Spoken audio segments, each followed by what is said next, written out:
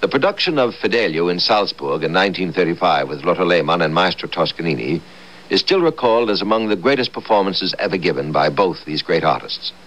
It's my privilege to introduce her now, speaking to you from California in a tribute to Maestro Lotte Lehmann. It is rather difficult to talk about Maestro Toscanini. Can one describe the beauty of a sunset, or more appropriately, the beauty of a thunderstorm? I hear him say, as he said once to me when I expressed my adoration for him in glowing terms, "Don't exaggerate. Don't you see that I am nobody to be glorified? I am just a good conductor, that's all." He was quite annoyed with me, as he often was with photographers and people who asked him for an autograph. He hated publicity which followed him wherever he went. I met him first in New York when he conducted his first commercial broadcast for General Motors. He had heard me shortly before this in Vienna in the premiere of Arabella by Richard Strauss. As a result of this performance, I was selected for his broadcast. I shall never forget the day I went to his hotel in New York for a rehearsal. I had to sing the great aria of Fidelio and the entrance aria of Elisabeth von Tannhäuser. At this time, I was already a well-known singer, at home throughout the world, having sung in all the important opera houses. So one may not believe that I could be afraid of Toscanini. But where is the singer who was not afraid of him? He did not like this at all. It made him very impatient, and he expressed his displeasure in no uncertain terms. He just could not understand the strange magic of his overpowering personality. I remember how I felt as I looked into those burning eyes, hearing his command, "Sing." The rehearsal was long and exhausting. Exhausting because of the tremendous inattention with which I tried to do justice to all his commands. I really don't know how the concert went. I just wasn't on earth at all. The maestro was satisfied with my singing, and no crown jewel could have given me more delight than his smile. Maestro Toscanini's friendship and his appreciation for me as an artist have been the climax of my career. How wonderful were the rehearsals with him in Salzburg, where he conducted Fidelio a year after our concert. For us, every rehearsal was a performance. There was no possibility of ever letting down, of taking it easy. Everyone had to give to his fullest capacity. And even if he had not demanded it, we would have done it, because he himself always gave his whole heart and his whole soul. Needless to say that in the performance the audience went wild. After the third Leonore overture, the whole house seemed to be in a frenzy, and we singers applauded like mad behind the stage. The Vienna Orchestra simply worshipped him, but they often had to endure fits of his terrible Italian temper, which have become legendary. I once heard one orchestra member say to another, "One really doesn't know how one should feel about this demon. Should one hate him, or should one kneel down?" This remark was very typical. It was the way we all felt about him, but I believe nobody ever hated him in reality. All of us wanted to kneel down. I was privileged to sing with him in concerts in Vienna. I sang for the first time Isolde's Liebestod. I was never able to sing the whole role because it was too dramatic for my more lyrical voice. To sing the aria in a concert is rather nerve-wracking. One has to sit through the whole long prelude, and then the beginning of the aria is difficult because the orchestra doesn't give any musical cue. One has to start, so to speak, out of nowhere. I told the maestro that I was terribly nervous and that I would certainly die of shock if out of nervousness I should start with the wrong note. He promised to give me the tone and I mustn't worry. I really didn't, but he did. Through half the prelude, he hummed my tone. And since his voice was notoriously hoarse and rough, I could scarcely tell what tone it was. But I started right, and everything was saved. I shall remember forever the feeling of intoxication and utter abandon as I sang the last words of Isolde. Ertrinken, versinken, unbewusst, höchste Lust. The music was like an overpowering surf in which I sank, lost in the splendor of sound. And so I feel in remembering my association with Toscanini. The overwhelming strength of his magical personality is akin to the power of the ocean, devastating in its fury, inspiring in its grandeur. We have his recordings, that is true.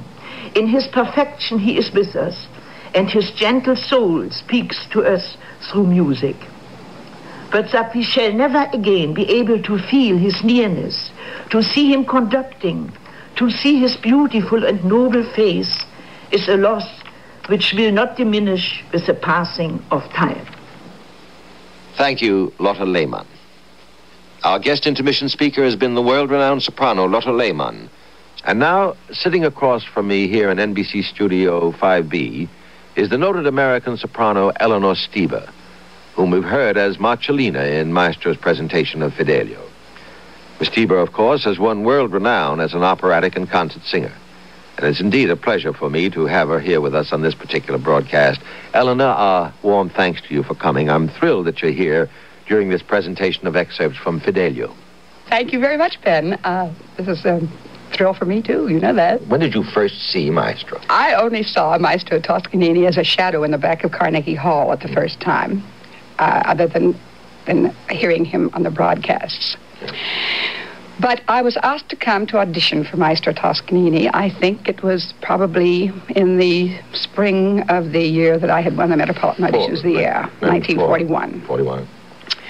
Bruno Zerato, who was the manager then of the New York Philharmonic, had asked me, or had asked my management, if I would sing for the maestro, that he was interested in having somebody to do the Ninth Symphony. And I said, all right, fine. Now, what can I sing for him? And Zerato said, well, he'd like to hear you sing something from the Ninth Symphony.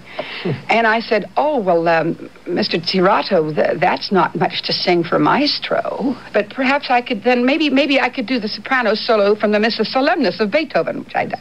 Anyway, Zerato came and says, well, if you want to, you can sing the thing from the Missa Solemnis. So I sang the solo part from the Missa Solemnis.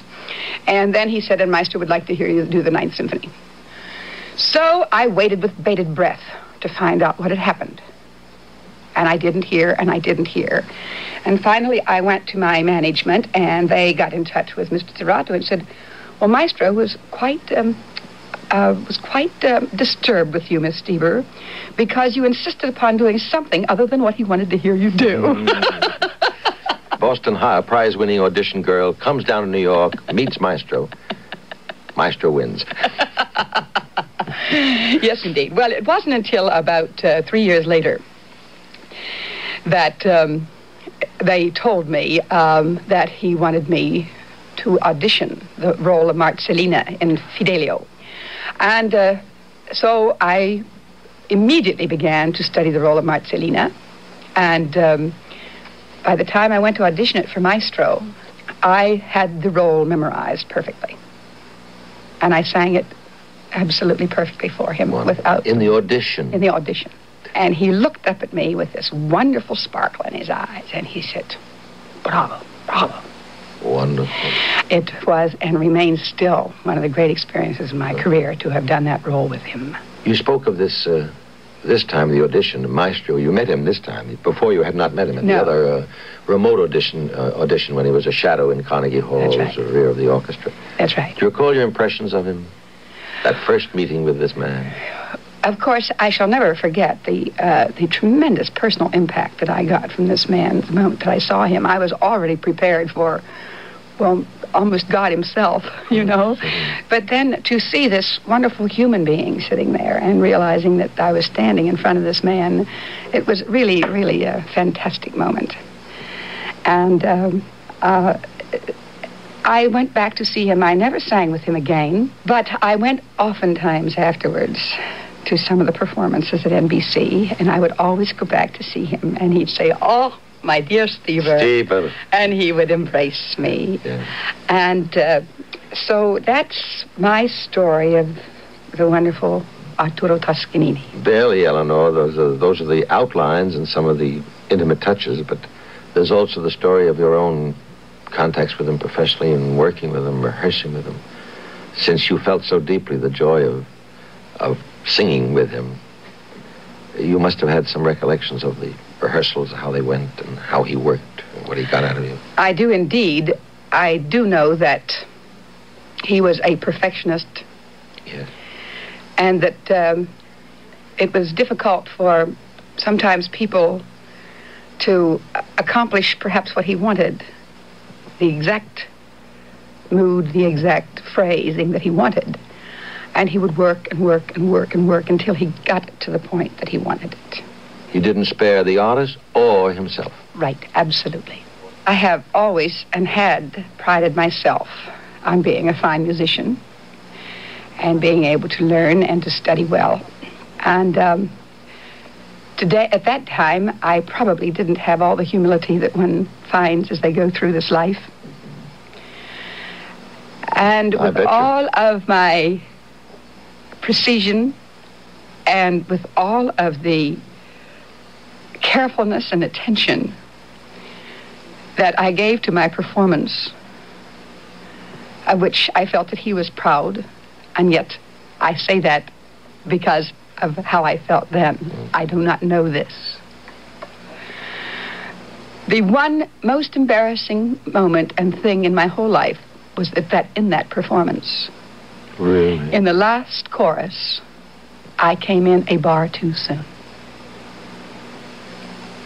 What happened? In performance, of course. In the performance. What happened? What did Maestro do? He couldn't do anything. He looked up. Yeah. You were in. But I was in. But I didn't lose. I knew that I was in the bar too early, but I kept it. And so that I never really got out. And you faked a bar to fill it out. That's right. How would you, if I asked you to sum up what he means to you, what you think is the central secret of Maestro's special qualities, what would you say? I would say, in his striving for perfection,